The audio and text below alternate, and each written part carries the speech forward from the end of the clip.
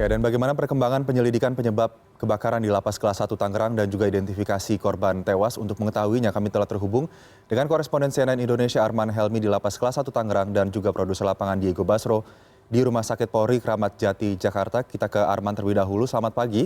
Arman, apakah sudah bisa diketahui penyebab pasti kebakaran dari penyelidikan yang dilakukan dan bagaimana kondisi lapas pasca kebakaran pagi ini? Baik, Aldi, saat ini kondisi Lapas Kelas 1 Tangerang, di mana saya berada saat ini di Jalan Veteran Kota Tangerang seperti itu masih terlihat cukup kondusif begitu karena aparat masih tetap berjaga baik dari TNI Polri dan seperti kita ketahui memang musibah kebakaran yang terjadi kemarin itu merupakan sebenarnya menurut beberapa pihak bukan hanya anggota DPR ataupun juga dari sejumlah LSM menyayangkan bahwa musibah kebakaran di Lapas Kelas 1 Tangerang ini sebenarnya masih bisa dicegah selama infrastruktur dan juga kapasitas yang ada di dalam lapas ini masih ideal seperti itu. Kita ketahui bersama bahwa di dalam blok C2 yang terjadi kebakaran kemarin ada 122 orang, di mana mereka ditempatkan di dalam 19 kamar. Dalam kamar itu sebenarnya hanya buat 2 orang, total 38 orang, tetapi pada kenyataannya ada 122 orang di dalam 19 kamar tersebut. Belum lagi secara keseluruhan, Lapas Kelas 1 Tangerang ini sudah dihuni oleh 2072 orang, di mana menurut keterangan daripada Humas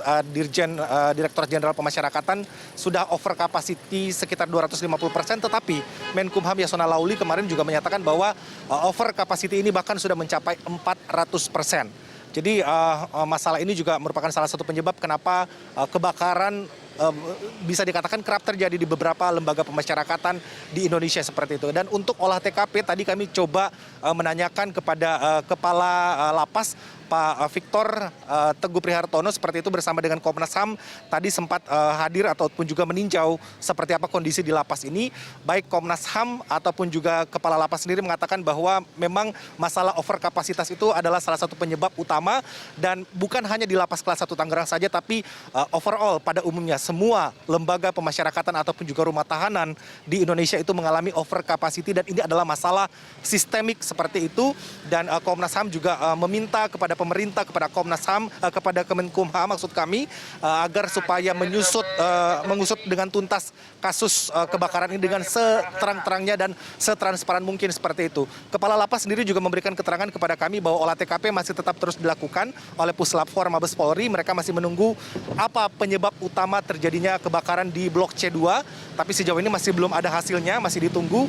Dan kemudian Lapas sendiri juga bukan hanya membuka krisis center untuk keluarga korban, tetapi untuk para napi sendiri. Karena Kepala Lapas tadi memberikan pernyataan bahwa para napi atau warga binaan yang ada di dalam juga sangat terpukul, sangat syok dengan adanya musibah ini. Mereka juga terpaksa harus kehilangan teman-temannya yang meninggal, kurang lebih ada 41 orang. Dan pihak Lapas sendiri juga berusaha untuk mendirikan krisis center untuk para napi. Ada pendampingan psikologis, ada pendekatan secara psikologis kepada mereka karena sejauh ini mereka sangat terpukul dengan adanya kejadian ini, Aldi.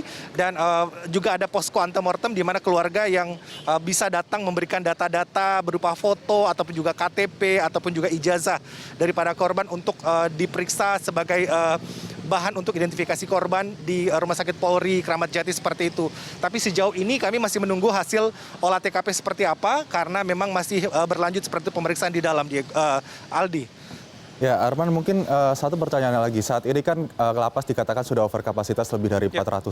Begitu lapas C2, blok C2 sudah terbakar, kemudian artinya napi-napi lain dipindahkan ke blok-blok lainnya. Apakah kemudian dengan over kapasitas ini dan sudah menjadi atensi nasional, ada opsi para napi yang berada di Lapas Kelas 1 Tangerang ini dipindahkan ke lapas lain? Atau memang tidak ada opsi lain selain mereka harus tetap bertumpuk atau berdesakan di blok-blok lain yang ada di Lapas Kelas 1 Tangerang? Menurut keterangan dari Kepala Lapas Pak Victor Teguh Prihartono, mereka atau pihak Lapas sendiri sejauh ini masih berupaya untuk menangani internal dulu. Jadi para napi-napi yang ada atau yang selamat dari musibah kebakaran masih diupayakan untuk ditempatkan di sel-sel ataupun juga di kamar-kamar tahanan yang sudah disiapkan seperti itu. Meski memang ini kondisinya tidak memungkinkan saat ini. Tetapi kedepannya mereka akan berusaha untuk memperbaiki atau membangun lagi kondisi ataupun juga lapas atau bangunan lapas yang terbakar seperti itu. Belum ada wacana ataupun juga rencana untuk memindahkan para napi mungkin dititipkan di lembaga pemasyarakatan lain atau seperti apa. Karena memang masalah anggaran. Tadi juga Pak Victor, Kepala Lapas, menyinggung soal anggaran daripada lembaga pemasyarakatan. Karena sejauh ini Aldi, anggaran yang mereka terima dari pemerintah memang bisa dikatakan pas-pasan seperti itu, sehingga anggaran yang tidak memadai ini mereka harus berupaya sedemikian mungkin untuk dicukupkan begitu. Belum lagi kebutuhan para warga binaan di dalam, masalah makanan, kesehatan dan kebutuhan yang lain. Jadi pihak lapas sendiri juga menyadari bahwa anggaran yang diberikan untuk lembaga pemasyarakatan juga tidak optimal, sehingga ya terjadi over capacity, kemudian juga fasilitas yang seharusnya ada di dalam lembaga pemasyarakatan itu menjadi tidak optimal, Aldi. Baik Arman, kami menunggu perkembangan terbaru dari pasca insiden terbakarnya lapas kelas 1 Tangerang ini. Selanjutnya kita akan menuju ke Diego Basro di Rumah Sakit Keramat Jati. Diego, selamat pagi. Saat ini bagaimana perkembangan identifikasi postmortem dan antemortem dari jenazah korban kebakaran lapas Tangerang?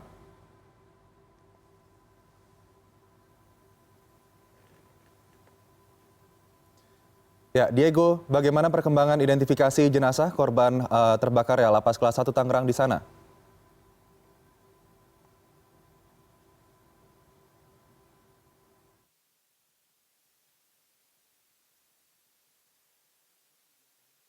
Polri hingga pagi ini.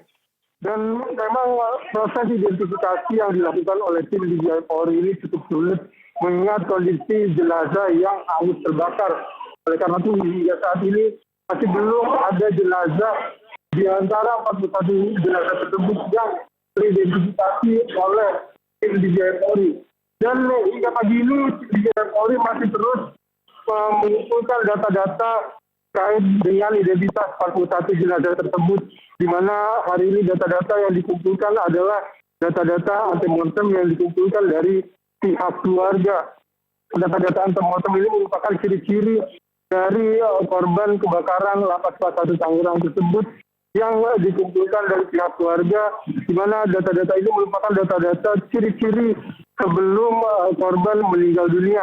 Kemudian data-data antemortem ini nantinya akan dicocokkan dengan data-data postmortem atau data-data setelah korban meninggal dunia yang berhasil diterima oleh tim DJI Polri.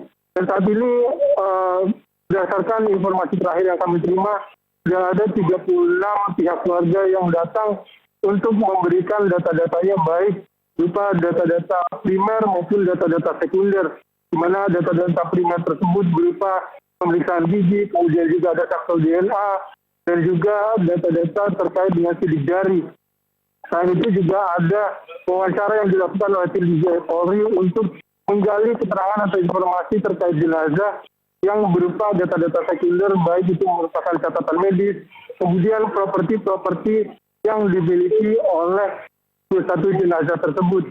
Dan hingga ini proses tersebut masih terus dilakukan oleh tim DJI Polri, dan pagi ini memang belum ada keluarga yang datang untuk memberikan data-datanya tersebut. Namun hingga tadi malam ada 36 pihak keluarga yang telah datang di Rumah Sakit Polri Keramat Jati Jakarta Timur ini untuk memberikan data-datanya tersebut, di mana para keluarga akan datang untuk memberikan data-data tersebut sebelum mereka memberikan data-datanya. Memang karena situasi pandemi, mereka harus mengikuti swab antigen terlebih dahulu, baru kemudian mereka dapat memberikan data-datanya. Dan untuk mencegah terjadinya kerumunan, tim DJI Polri kemudian melakukannya secara bergiliran. Apabila beberapa anggota keluarga dilakukan wawancara pengumpulan data, anggota keluarga yang lain akan diambil sampel DNA-nya begitu terus secara bergiliran. Dan rencananya akan ada konferensi pers yang digelar oleh tim DJI Polri pada jam 1 siang nanti untuk memberikan keterangan lebih lanjut identitas jenazah yang mana saja yang sudah ditemukan oleh tim DJI Polri, dan tentunya kita berharap sudah ada jenazah yang berhasil diidentifikasi oleh tim DJI Polri pada jam 1 siang nanti. Aldi. Jenazah sekaligus pengumpulan data keluarga korban masih terus dilakukan di Rumah Sakit Polri Kramat Jati. Terima kasih produser lapangan CNN Indonesia Diego Basro melaporkan dari Rumah Sakit Polri Kramat Jati, dan sebelumnya ada koresponden Arman Helmi yang melaporkan dari Lapas Kelas 1 Tangerang, Banten. Terima kasih rekan-rekan.